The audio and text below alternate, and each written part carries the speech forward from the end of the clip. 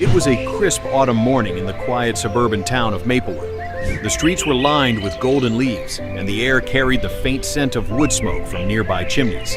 But the peaceful atmosphere was about to be shattered by an event that would leave the entire community in shock. But before we start, smash the like button, subscribe, and turn on notifications so you don't miss our upcoming stories. At around 9 a.m., a call came into the local police station. A concerned neighbor had spotted a toddler, no more than 3 years old, wandering alone on the sidewalk near the intersection of Elm Street and Maple Avenue. The child was barefoot, wearing only a diaper and a thin t-shirt, despite the chilly weather.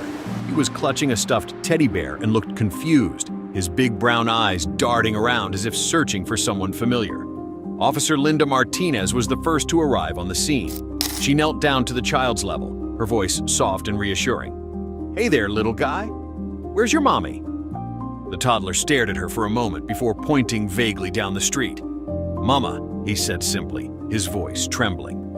Officer Martinez scooped him up, wrapping him in her jacket to keep him warm. She radioed for backup and began walking in the direction the child had pointed, hoping to find his home and his mother quickly. But as she walked, she noticed something odd. The toddler kept tugging at her sleeve and pointing down different streets, as if he wasn't entirely sure where he was going. It became clear that he was leading her on a meandering path through the neighborhood. Meanwhile, news of the wandering toddler spread quickly. Neighbors came out of their homes, offering blankets and snacks for the child. Some joined the search, calling out the names of families they knew in the area. But no one recognized the boy. He was a stranger in their midst, and his presence raised more questions than answers. As more officers arrived, the search expanded. They knocked on doors, checked nearby parks, and even scoured the local playground. But there was no sign of the boy's mother. The toddler, who had been quiet up until now, began to grow restless. He squirmed in Officer Martinez's arms and started crying, calling out for his mama over and over. Just when it seemed like the search was hitting a dead end, the toddler did something unexpected. He pointed toward a rundown apartment complex at the edge of the neighborhood.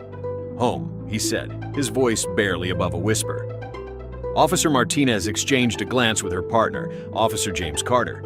The complex was known for being a hotspot for petty crime and drug activity. If the boy lived there, it raised serious concerns about his safety. The officers approached the building cautiously. The toddler seemed to recognize it, growing more animated as they got closer. He wriggled out of Officer Martinez's arms and toddled toward a first-floor unit, stopping at the door and knocking on it with his tiny fist. "Mama!" he called out. Officer Carter knocked on the door, but there was no answer. He tried the handle and found it unlocked. The officers exchanged uneasy looks before stepping inside. What they found was shocking. The apartment was in complete disarray. Empty beer bottles and fast food wrappers littered the floor. The air smelled of stale smoke and something sour. In the corner of the living room, a woman was slumped on the couch, barely conscious. She was the toddler's mother, but she was in no state to care for him. Officer Martinez gently shook the woman awake. "Ma'am, are you okay? Your son was found wandering the streets alone." The woman blinked groggily, her speech slurred. "Huh? My kid? He's fine. He's just playing." She trailed off, her head lolling to the side. It was clear that the woman was under the influence of something, likely drugs or alcohol. Officer Carter called for an ambulance while Officer Martinez comforted the toddler who had started crying again. "It's okay, sweetheart," she whispered, rocking him gently. "We're going to take care of you." As paramedics arrived to assess the mother, the officers began to piece together what had happened. The woman, whose name was revealed to be Jessica, had a history of substance abuse. Neighbors later reported hearing loud arguments and strange noises coming from the apartment late at night. It seemed that the toddler had wandered out of the apartment while his mother was incapacitated, leaving him to fend for himself on the streets. The child was taken to the hospital for a checkup, where he was found to be malnourished and dehydrated. Social services were called in, and the toddler was placed in temporary foster care while the investigation into his mother's actions continued. The incident sparked outrage in the community. How could a mother be so neglectful? What kind of life had this innocent child been living? The story made local headlines, and soon, people from all over the town were offering donations of clothes, toys, and money to help the toddler. Jessica was arrested and charged with child endangerment. In court, she tearfully apologized, claiming that she had been struggling with addiction and depression. "I never meant to hurt my baby," she sobbed. I couldn't cope." The judge was unsympathetic. "Your actions put your child's life at risk," he said sternly.